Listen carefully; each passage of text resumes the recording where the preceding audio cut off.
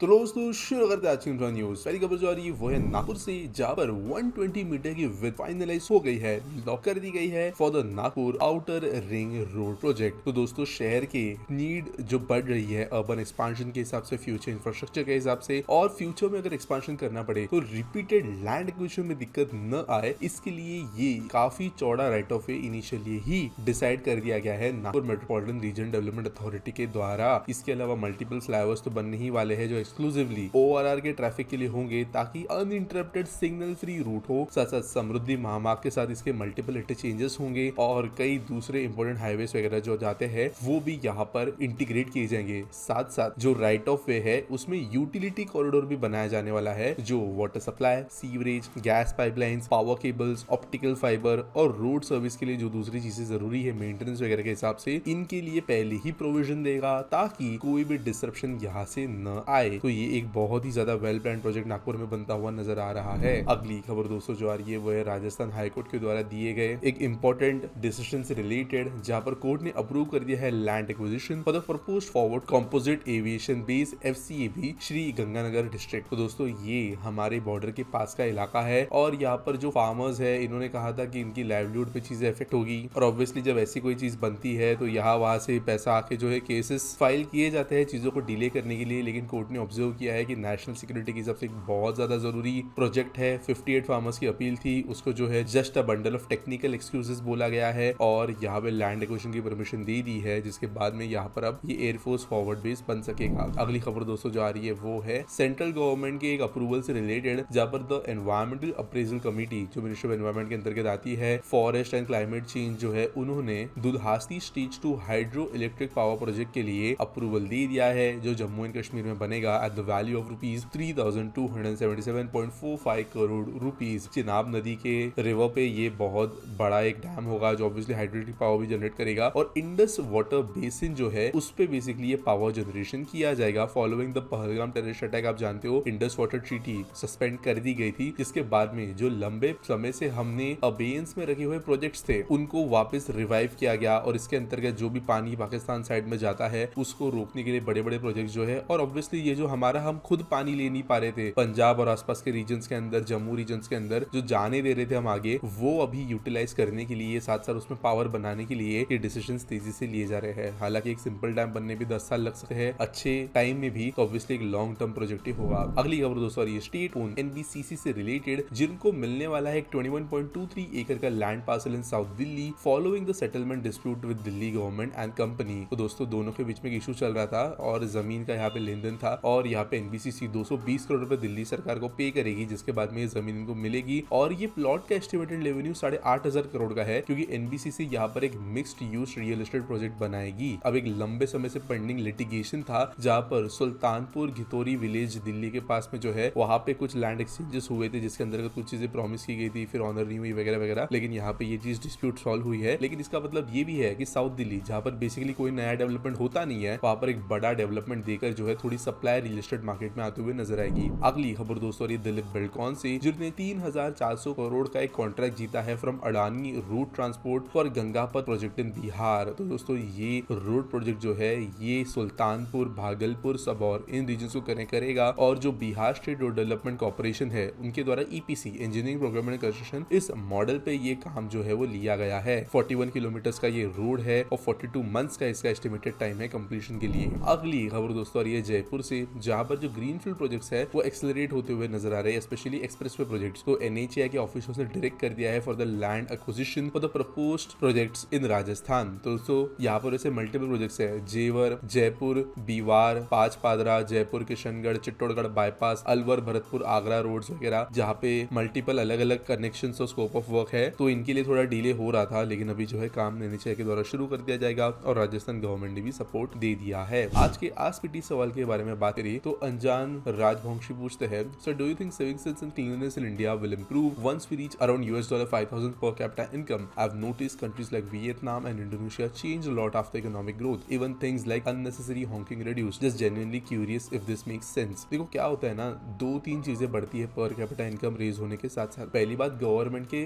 Resources जो है वो रीडायरेक्ट होना शुरू होते हैं। अब इंडोनेशिया, वियतनाम बहुत छोटी कंट्री है, यहाँ पर $5,000 पर कैपिटा अगर आप समझ रहे हो तो एक काइंड ऑफ पूरा का पूरा शहर जैसे हमारे देश के अंदर होता है टीयर 2 वगैरह लेवल का, उतनी पर कैपिटा पूरे देश में स्प्रेड आउट हो गई, ऐसा आप बोल सकते हो, रूरल रीजन तक। तो जो डिस्ट्रीब्यूशन ऑफ वेल्थ है वो ज्यादा यूनिफॉर्म होता है। भारत में इशू ये है कि हमारी पॉपुलेशन इतनी बड़ी है, देश इतना बड़ा है, अलग अलग रीजन के इतना वेरियंस है कि यूनिफॉर्मिटी आने के लिए प्रॉब्लम आती है और इसलिए पॉलिटिकल प्रायोरिटीज बहुत अलग होती है। अभी पॉजिटिव्स की बात करें तो देखो, थोड़ा ज्यादा इनकम होने का मतलब ये भी है कि बेटर एजुकेटेड पॉपुलेशन बन गई है, जिसकी वजह से इनकम जनरली बढ़ती है। इसके अलावा ज्यादा एक्सपोजर लोगों का बाहर होता है और लोगों के इश्यूज अलग होने लगते हैं। फॉर एग्जाम्पल, एक पर्टिकुलर इनकम लेवल के बाद में रोटी कपड़ा मकान के आगे आप बढ़ते हो और फिर उसके अंदर सिविक सेंस, क्लीनलीनेस जो है, ये इश्यूज आते हैं। और इसलिए रिच एरियाज जो हमारे देश के शहर के होते हैं, वहां पर हम देखते हैं कि ये इश्यूज बनते हैं, गंदगी वगैरह वाले, नाले वगैरह वाले। तो हाँ, थोड़ा इंप्रूवमेंट देखने मिलेगा। लेकिन सेकंड इशू जो हमारे देश के अंदर बहुत अलग है दूसरे देशों से, वो ये है कि हम इन चीजों को प्रॉब्लम्स नहीं समझते at a larger scale. Government के पास में रिसोर्सेस न होना ये अलग बात है, लेकिन लोगों से उस चीज की रिक्वायरमेंट ही नहीं महसूस होना, ये एक बहुत अलग बात है। हमारे यहाँ पे लोग जो है सिविक सेंस फॉलो न करना, इस चीज को गलत ही नहीं समझते, क्योंकि राइट चीज क्या है उनको पता ही नहीं है। लोगों का exposure to outer countries, foreign countries नहीं है। और same thing goes for cleanliness as well. तो वो